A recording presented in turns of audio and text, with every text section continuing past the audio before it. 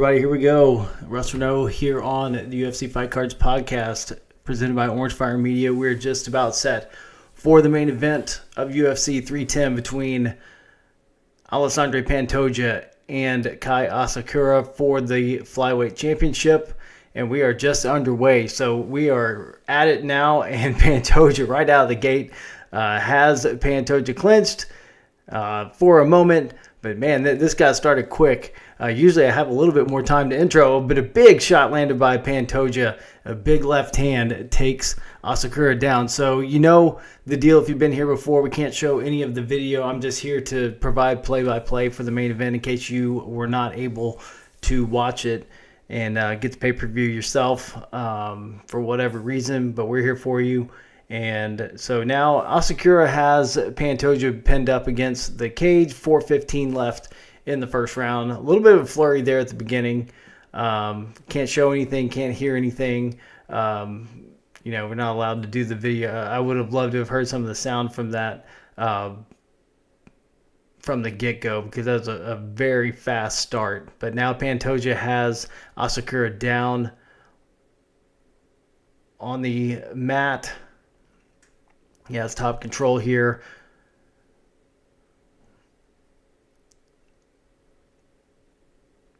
And just to let you know, just while there's not a whole lot going on here on the mat, that we will wrap this up and we'll let you know everything that happened here in UFC 310. Pretty good stuff that happened tonight. So a lot to go forward with, and we'll go through the schedule for the upcoming month. So now they're back on the feet, and Pantoja lands a little bit of a glancing blow there to Asakura as they get up. Now they're in the center of the octagon with just about 3 minutes left. Asakura tries the Superman punch. Pantoja stuffs it.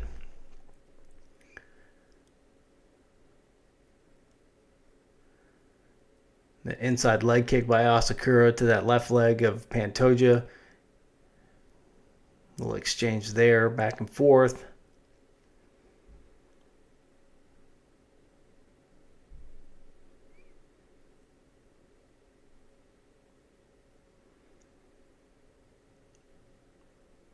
Like Pantoja looking for a spot there to take Asakura down. Lands a nice right hand. Pantoja hitting the chin of Asakura.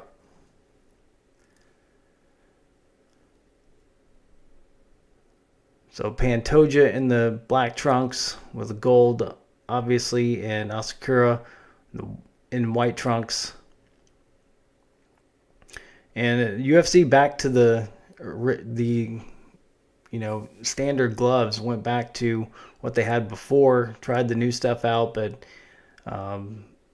just didn't work out. And so the cool thing was that you lose now is they used to have the championship fights with the gold gloves, but they're back to the black here.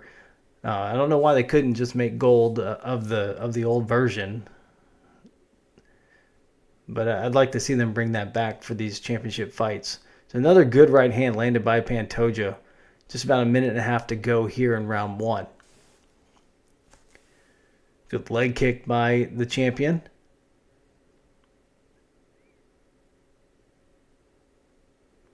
Left hand and a right leg kick by Pantoja. Good combination there.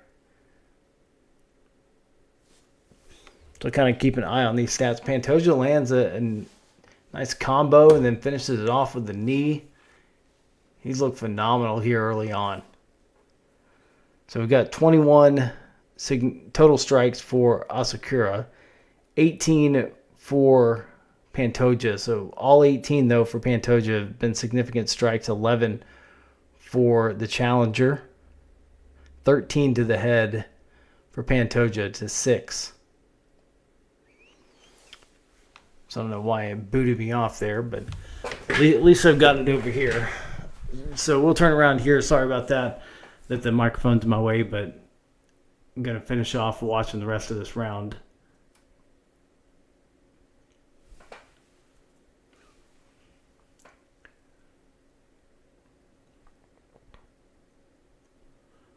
Pantoja doing good work here in the first round in defense of his title.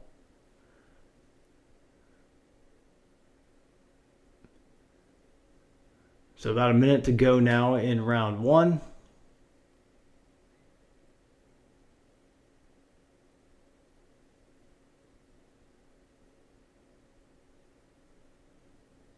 They're in the center of the octagon again, and a good kick to the body by Pantoja. A left hand and a right. High volume stuff here by the champion. 30 seconds to go here in the first round.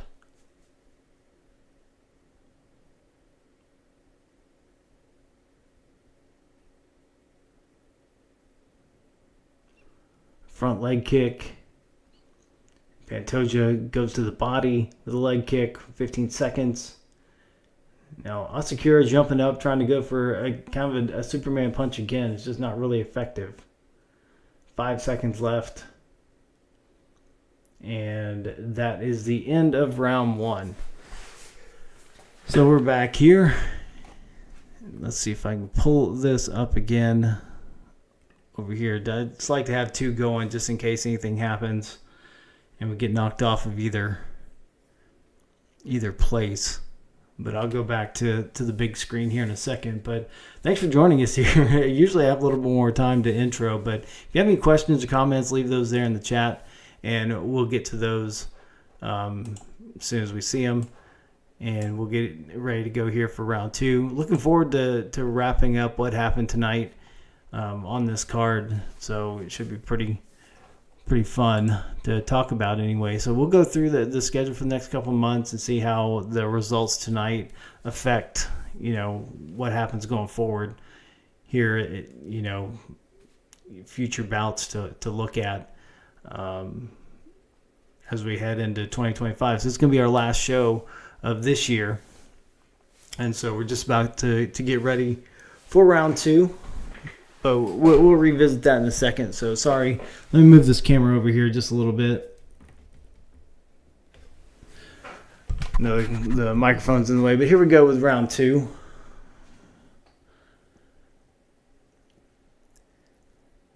The center of the octagon for now.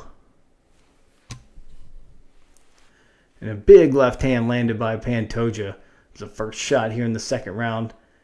Pantoja in the clinch, up against the octagon now, takes the back, jumps on his back, trying to get Asakura down. They're up against the cage right now.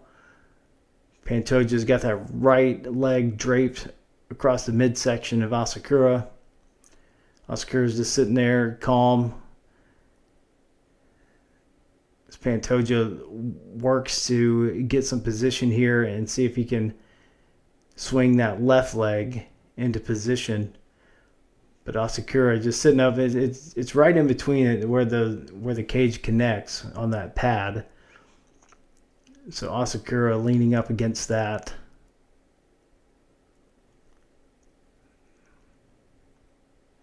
But now Pantoja jumps on the back, and now he's got him down. It's going to try to get under the chin. So we've got 3:40 left here in the second round. Pantoja has the body triangle locked in. Now just trying to get those hands in position. 3:30 to go.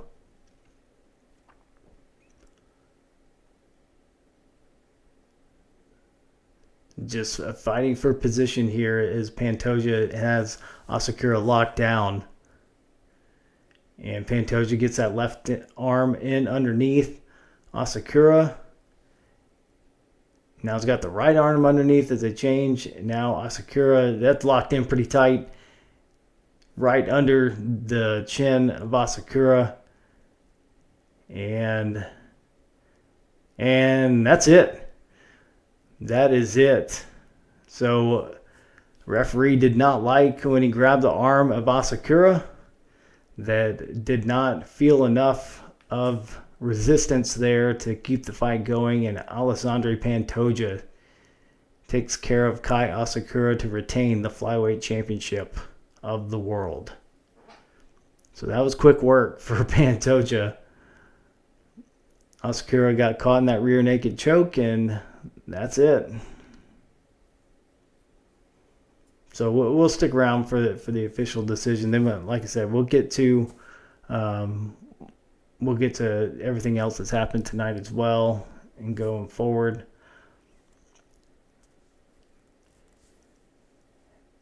Just kind of looking at the replay here. Just once Pantoja got him to the ground, it was just a matter of time. He had that body triangle locked in tight. Asakura couldn't do anything to get out of that.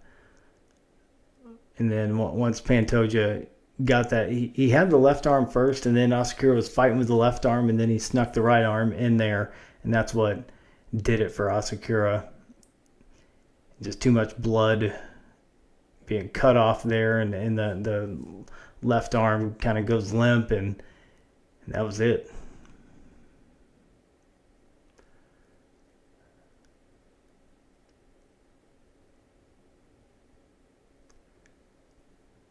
So we'll wait for the official decision before we continue on. But man, what to do with Pantoja after this? I mean, you just got to run it back with Brandon Moreno, because I mean Pantoja's beat everybody.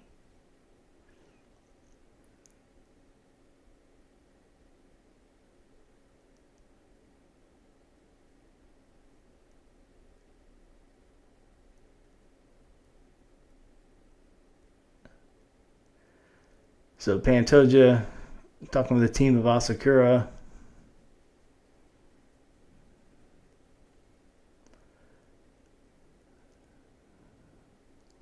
But you know, Asakura, his first fight in the UFC, he gets to fight for the championship right off the bat. But he'll get to build that resume a little bit more. Maybe we'll see him again down the road. But Pantoja's just too good right now.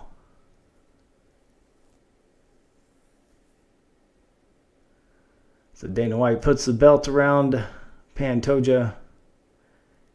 And there we go. Now we'll talk to Joe Rogan. But now we can continue with the rest of our show. Let's get back to our normal angle.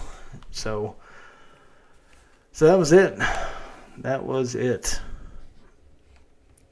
So we had a few Pantoja cards there to start it off.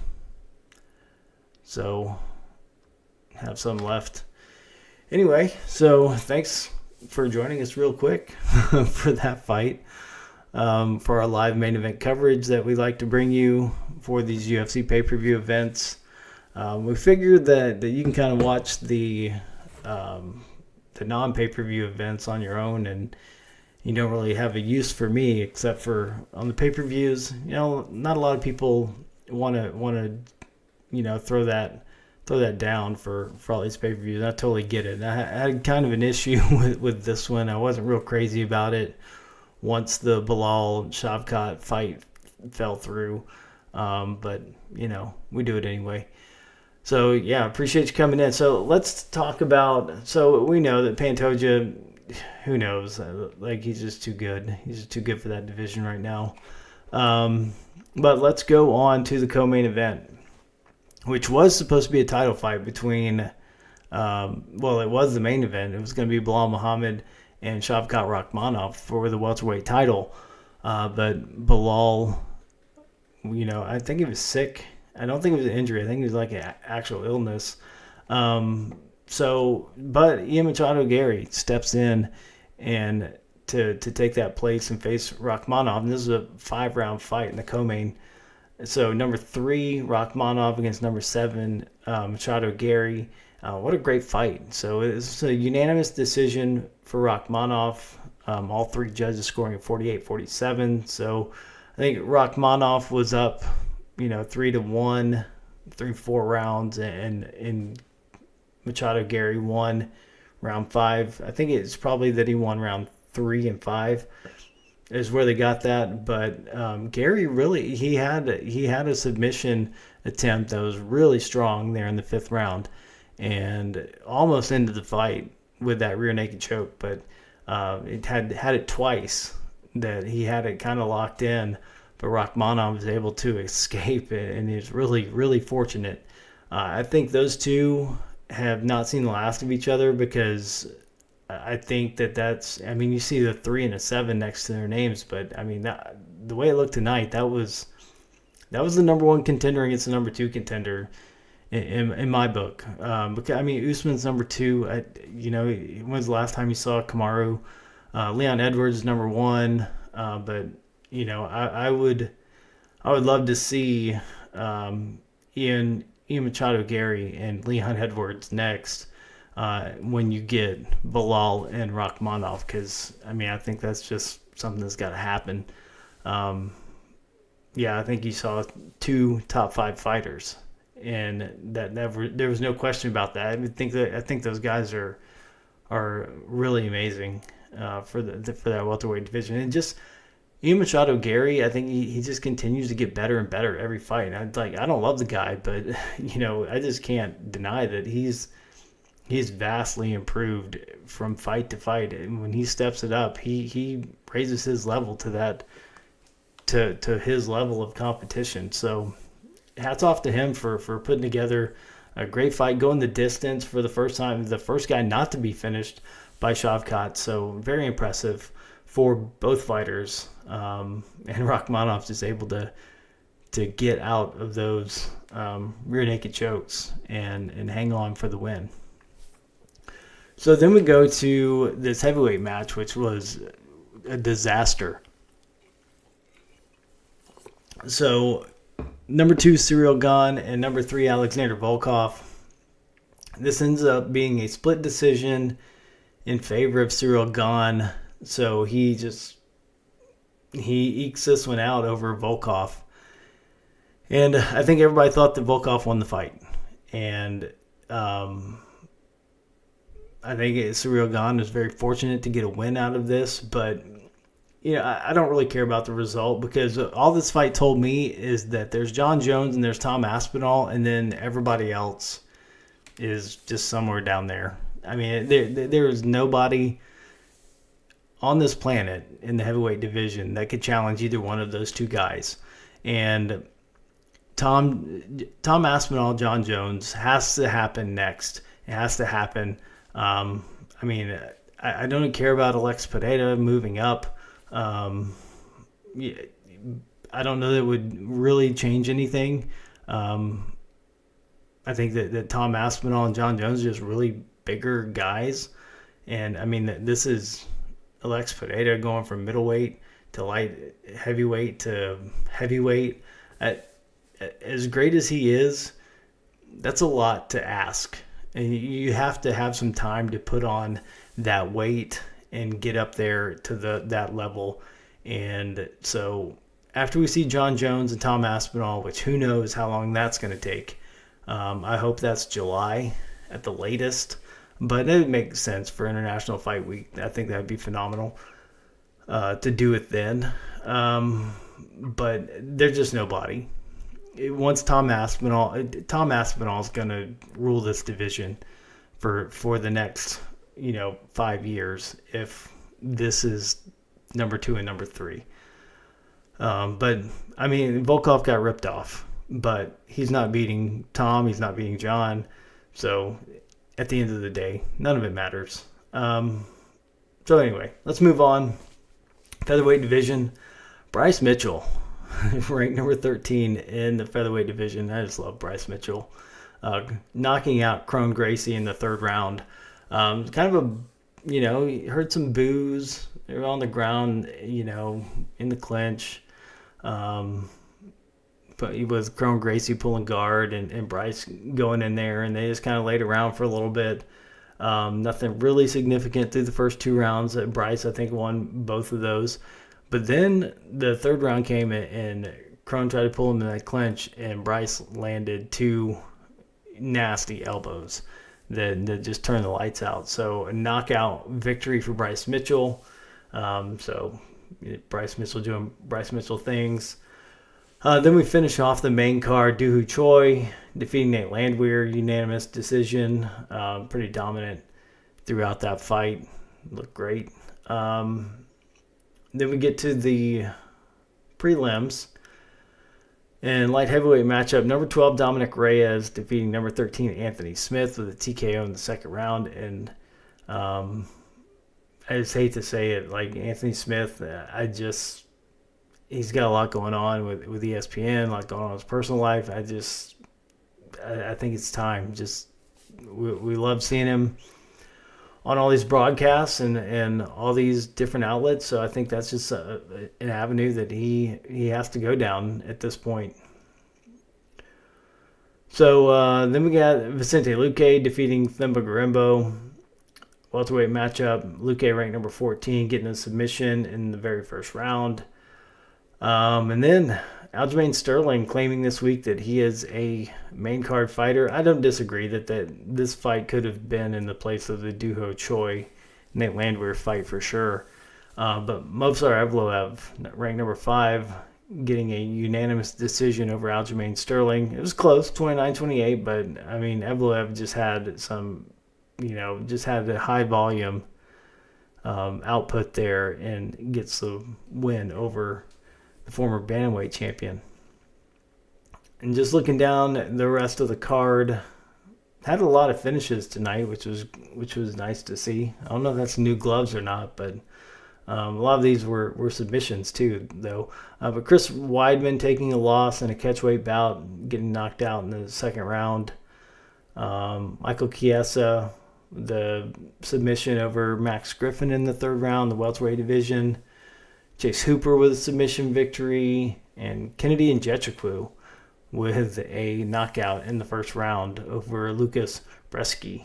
So, pretty good UFC card for the last one of the year, the last pay-per-view of the year. There is one more event in Tampa next weekend, and that is the last event of the year.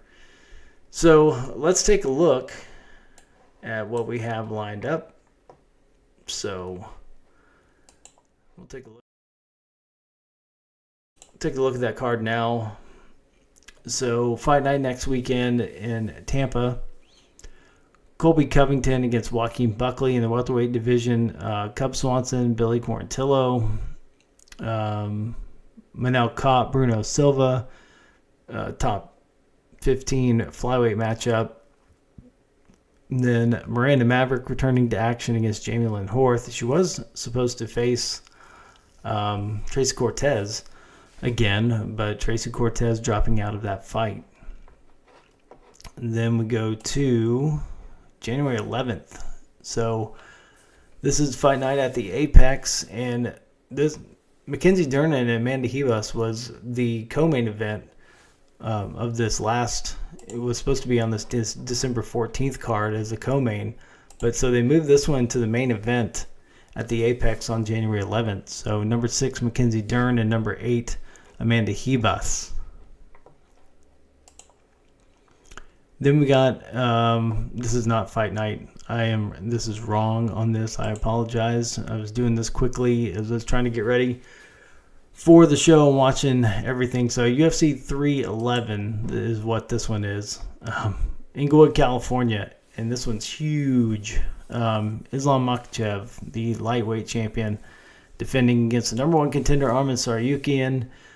These two faced off 5 years ago, and Islam got the win there. So Tsarukyan, these two guys have improved a lot since then. So I don't put a whole lot of stock in something that happened that long ago. So I think it's a much better fight now than it was then. So looking forward to that. But this co-main event, another championship fight in the bantamweight division, the champion Merab Dvalishvili. UFC had Umar Nurmagomedov number 4. ESPN's ranking has him at number 1. So you've got a couple of number 1 contenders getting their shot here on UFC 311. Beneil Dariush, Renato Moicano, 9 against 10 in the lightweight division. 2 against 3 here in the light heavyweight division. Sorry, I don't have the ranking there. But Yuri Prochazka and number 3, Jamal Hill, 2 former champions who did not get to face one another before. So they'll go at it again. They'll get to do that now. as both have had their chance against Alex Pereira and come up short a couple of times. Then Kevin Holland against Renier de Ritter, middleweight division. Johnny Walker, Bogdan Guskov, light heavyweight, top 15 matchup. Jailton Almeida, Sergey Spivak, two top 10 heavyweights. Grant Dawson, Diego Ferreira, lightweight division. And Carol Hossa, Eileen Perez, women's bantamweight. So a lot of ranked fighters here on this UFC 311 card. And I apologize on this as fight night there, but we're going quickly. So here we go, fight night, February 1st in Riyadh, Saudi Arabia. Don't know anything about this one yet other than the date. So here we do know something about this one. This was announced during the broadcast. They didn't have time to change the card, but this is going to be February 8th, Sydney, Australia. Main event. It's going to be the rematch for the middleweight title between Dracus du Plessis and Sean Strickland. And also, we got the women's strawweight championship, Zhang Wei Li defending against Tatiana Suarez. So, women's flyweight championship, Zhang Wei Li and Tatiana Suarez in that one. So that'll be something to look forward to. So that card's shaping up nicely with those two on the card. So we always like those double championships. It gives us more time on the show because we try to cover those as well as we can here on the live main event coverage. Fight night, February 15th from the Apex. So we don't know anything about that one yet. March 8th, UFC 313 from T-Mobile. Fight night, March 15th, again at the Apex. And fight night, March 22nd from the O2 Arena in London. So that's all we know for now, and as we learn more, that we will certainly keep you filled in on what's going on with all the latest UFC scheduling.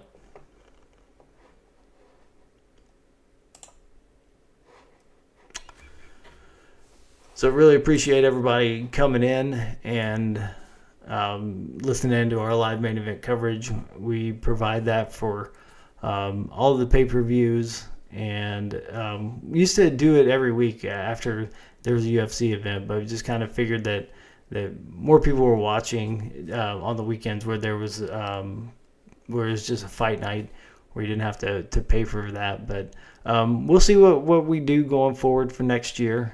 See what 2025 brings for the UFC Fight Cards podcast. But we're going to keep doing live main event coverage. And then we'll adjust our schedule as we go and see what the new year brings. But I appreciate everybody coming in. This has been 2 years of fun and bringing everybody UFC action and talking about one of our favorite sports here. So hope your football team won today. A lot of exciting stuff in college football today, leading up to this UFC event. But if you have any comments, suggestions, please let me know. You can reach me here at the show in the chat, or you can email me, russ@orange-fire.com. And you can find us on all the social media channels.